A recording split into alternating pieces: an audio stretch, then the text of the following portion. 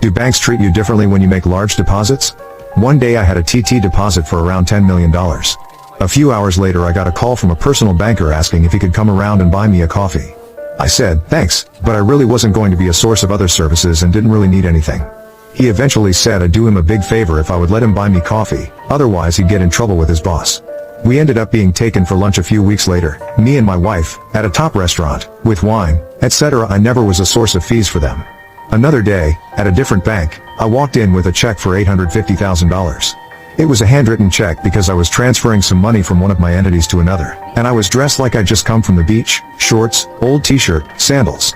The counter guy looked at the check and said $850? I said yep. He pressed a few buttons and gave me a receipt which I stuffed in my pocket. When I got home a few hours later, I happened to glance at the receipt.